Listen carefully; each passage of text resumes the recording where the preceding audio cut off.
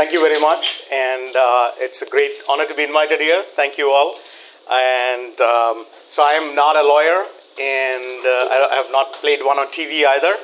So it's really fun to hear kind of the lawyers and the economists all talk about different takes on platform models, on platform competition, and so on. So my research that I typically do is essentially I study any industry that has been affected by technology. And this obviously is any industry today. I mean, all industries are being affected by technology, but a lot of the work I do are kind of transformations that have happened in the music industry, transformations that have happened in the form of privacy violations and things about piracy. Those are some of the things that I normally study. So it is in this context that we're actually looking at platform pre-announcement strategies. And so to give you a kind of a framework around which this should make sense for the rest of the conference as well, is that the key goal in this particular work is to kind of see what is the role of information.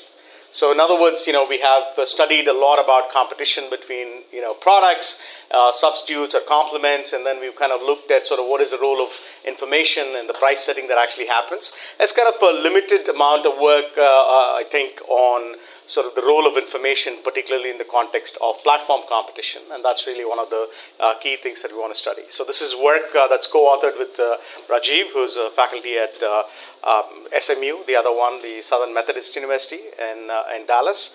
And, without further ado,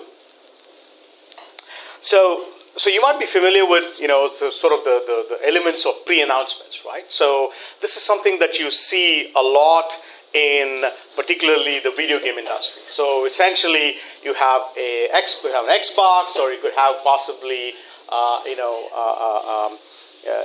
Sony, a PlayStation. So whenever they come up with a new version of a platform, you typically see that there's a whole bunch of work that goes in terms of pre-announcing, announcing that, hey, we're going to launch this particular product, and then you will see that the goal of this pre-announcement, interestingly, particularly for platforms as opposed to just products, is not only inform the consumer who might be budgeting that, hey, I'm going to buy these products, and so let me keep in mind that there is this new product that's actually going to launch, but also, interestingly, it's important, this pre-announcement in the context of platforms, is that they're also informing the developers, right? So the pre-announcement process, if you think about kind of what has been studied in the context of products, if you take that and apply to platforms, you will see that they're actually informing both sides of the market. So you're informing not only the consumers, the gamers at one side, but you're also informing the developers in terms of, what you should be ready for developing and what you may actually want to invest in. So that's kind of the core of what happens with pre-announcement in the context of these platforms. And you will see that, when we talk about pre-announcement, there's actually a lot of work that's been done in marketing in terms of how and the manner in which people actually pre-announce, and sometimes the word pre-launch is also used. And you will see that there are a whole bunch of different kinds of activities, right? So there is advertisements, and importantly, there are trade shows. So you're all familiar with sort of the CES and all this, other consumer electronic trade shows also where, they announce a lot of these newer electronic products and so on. And then they also set up kiosks in different malls where if you particularly want to get a hands-on experience on some of these products, so you see a whole bunch of those as well. And on the developer side, you will see, interestingly, is that there are a whole bunch of developer training programs that come about. There's a lot of portals that they launch in terms of, how you can start programming for this, what are the APIs that are actually available. So the firms, when they do the pre-announcement, you will see that they are again investing in both sides of the market. Right? So this is the typical nature of a pre-announcement or a pre-launch. So this is a fairly expensive proposition, and firms may or may not choose to fully kind of engage in this particular activity. So what I would like you to kind of think about is that if firms are competing with each other, or if a firm is just coming up with a new version of the platform, which has a whole bunch of interesting features, particularly features that might actually add to potentially the network effects and so on, it makes sense for them to announce all these things, right? Because they would want to tell the marketplace that, hey, we're coming up with all these new different kinds of features, and this should be good for the gamers because now they can think about, oh yeah, there are all these, Xbox is coming up with this hand, gestures and, auto face reading and all these different kind of features, and then the developers also know some of the new things that they actually develop for. So that would be the intuition in terms of perhaps what you could do, right? So it is a very conscious, thought-out strategy in terms of how they want to take this to the marketplace, right? So I guess where we could start with the basic intuition is that, hey, perhaps if I'm coming up with a lot of these new features, I should be putting them out there, right? That would be kind of where you would start. That would be intuitively what you would actually think. So what we're going to investigate is that true? Is that what actually happens? Is information about your product which actually tells you that your product is really good? Should you put out that information? Do they always put out? So that is kind of one of the core things that we want to start thinking about at this particular time. Right? And so what you also see, interestingly, is that when they come out with these new features, they seem to be adopting different kinds of strategies. In some cases, these consoles go all out. They inform the marketplace, they spend all their, advertising budget and everything about actually informing the marketplace as to what these new features are, and the developers and so on. Like and we is a classic example of, investing in this fashion. But then you also see that, like, particularly this happened with Xbox, and there was a lot of complaint from the gamer industry that they never really fully told us what was coming. There was a lot of stuff in there. We didn't quite exactly know what are all the different features that are actually available. So it almost seemed like some of them did not actually do a great job of announcing all the features that they've actually come up with. Right? So one of the questions really to think about is that if these are conscious strategies and actual investments that they make, why is it that some of them have not expended all their energy in actually doing that? What does this actually mean? Right? So that was kind of the basis for thinking about some of the stuff. So I was doing some consulting work with one of these industries, and it was kind of very interesting that the kinds of things that they were thinking about as to why they were not fully engaging in some of this stuff. So and so we thought maybe perhaps we can think about how to formally model some of these interactions and relationships that are actually going on.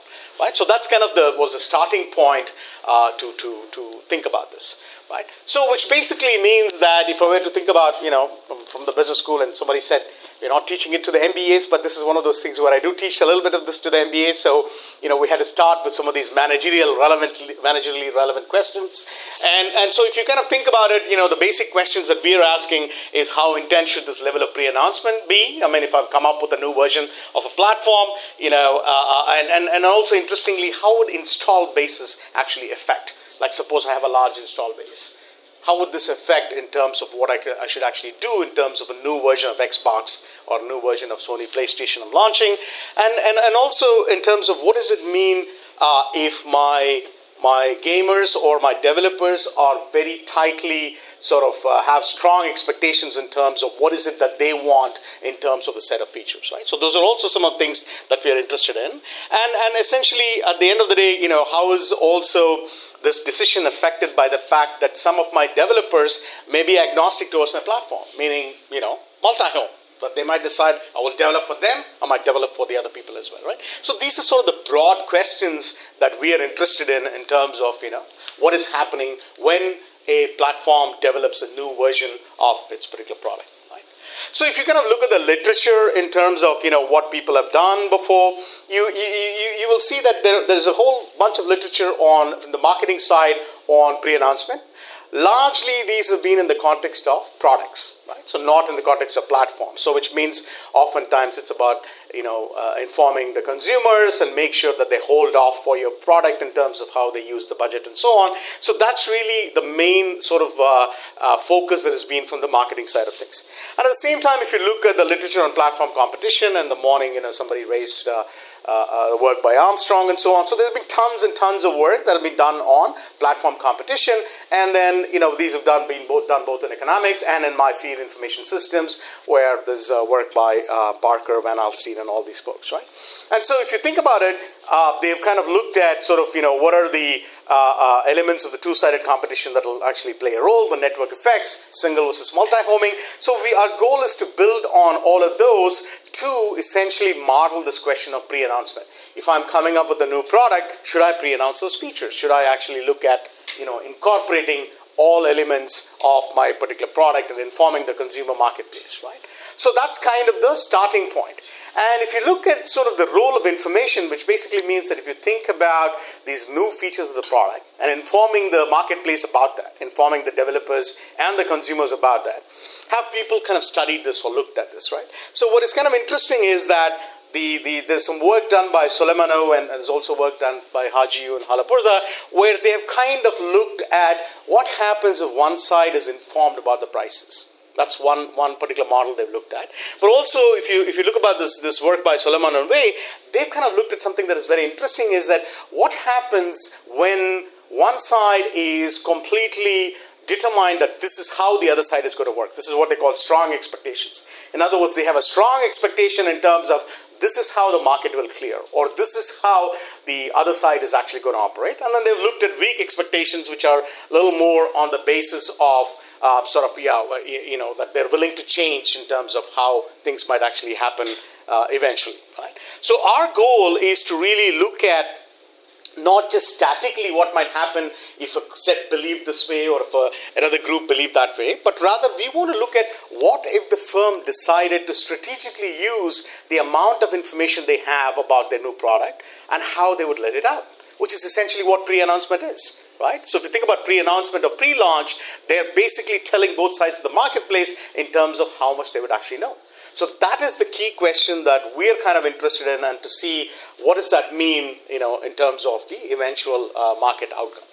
So in looking at this, we wanted to, kind of exhaustively consider the cases that we actually see in the real world. And so we wanted to kind of look at cases of single homing, where basically the developers develop just for their particular platforms. We also wanted to look at the case of multi-homing, where essentially there could be folks who are actually developing for both sides of the platform, right? And then at the same time, we also, because we're introducing the notion of an install base, where there is an install base of users from the previous version of the platform, and they may or may not switch. So we want to consider sort of the impact of loyalty. So in some sense, we want to consider sort of what happens in all of these different markets, and are the results kind of influenced just because certain market conditions are fundamentally different. So that's kind of the broad, overall, larger question that that we are kind of interested in this particular one. Yes. All right, so this is broadly the market setup that we are kind of interested in. So if you think about the basic model, so this is kind of what it is. So you have the different gamers on two sides, and potentially there could be multi-homing going on, and we consider the fact that gamers may enjoy same-side network effects, right? Because more gamers, there are particularly a lot of these gamers with multi-user role-playing games and so on. And then there is also a clear cross-side effect. More gamers that are in the more developers there are, it's better for the gamers, and more gamers there are, it's better for the developers. We don't consider same-side network effect on the gamer side, which we could. The main reason we don't consider is that typically in this industry, any benefits of same-side network effect is usually cancelled out by sort of the competitive effect. And you might think, what kind of same-side network effect there could be on the gamer side? And typically, one of the common things that is possible on the same side is that you have a labor pool in terms of people who know how to develop, right? That's a typical common same side that people actually use. So we could model it with that as well, but for this particular particular context, it makes more sense to have same side network effect on the side of the developer, on the gamer, and not so much on the developer side. So this should sort of give you a broad, high level overview in terms of what the model actually kind of looks like. So now we can kind of get into the different strategy spaces that we're actually thinking about. And essentially we look at three strategy spaces. One is what I call a full or a formal pre-announcement strategy, where essentially you are telling the marketplace that here is all the features that is in the product, and you can know everything about it. So the consumers have a very clear, full idea, the gamers and the developers, as to exactly what are all the things that are available. And then you could possibly have a partial pre-announcement strategy where you don't invest all of your money to actually fully inform the marketplace, but on the other hand, you only give a portion of this information, and therefore you also spend correspondingly a less amount of money in terms of that investment. Or you could possibly have a no pre-announcement strategy. This is, of course, a recommendation by the reviewer, right? So always there is, a reviewer becomes a co-author at some point in time in the paper, and they said you got to study the no pre-announcement strategy as well. And so this is an example of where what if the firm doesn't engage in any kind of announcement about the particular product at all, right? So that kind of, these are sort of the three strategies that they could adopt in terms of how they do the pre-announcement as well. So taking into account all those different markets, these different kinds of pre-announcement strategy, now we want to see what happens. What are some equilibrium outcomes that might actually happen? So before we do that, we want to get a sense of how do we actually set up the basic utility function, right? So if you think about kind of what we do, we have, your theta is the intrinsic value that you have, and alpha is the same side network effect, and M is basically the install base. Right, so and we're going to look at the case of single homing and no switching, right? So which means that they are loyal. So in the no switching case, what happens is that if the install base is actually loyal and not switching, then even if the firm has not invested in the pre-announcement, they would have some sense of the product. So therefore, they enjoy the full network effect. While on the other hand, the network effect here is really a function of whatever prices are actually being set, right? So which means that the portion of the new market that they will get will be a function of their own price and the competitor's price and the licensing fees and so on. And this is the cross-side network effect that they're doing. And similarly, on the developer side, you have the cross-side network effect and the install base, and then this is basically the new market that they're actually getting, right? So this is your basic setup, not that different from Armstrong. I think that's one of the classic work that everybody bases a lot of these typical models on. So this is the case of single homing and no switching, right? And if you kind of look at the single homing and no switching, you can sort of look at the user and developer utilities, and this is the case. So the previous one is the case where there was full pre-announcement, meaning that an entire information about the new product is actually put out.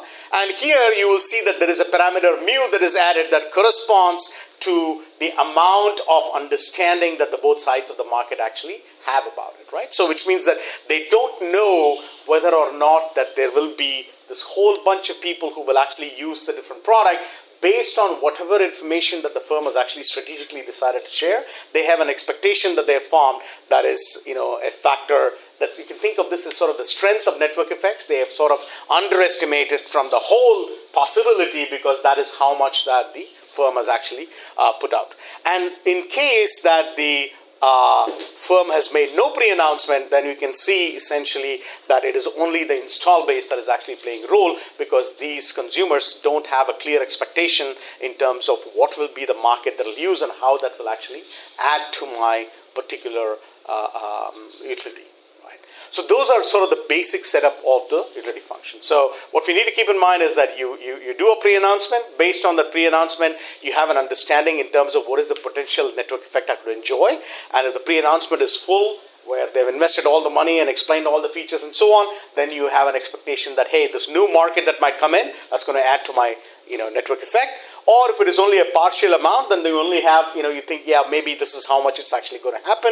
While on the other hand, if it is no pre-announcement was made, then you believe, yes, my install base is actually going to use, so I have an idea about that. And so that's kind of the three setups that we actually have in here.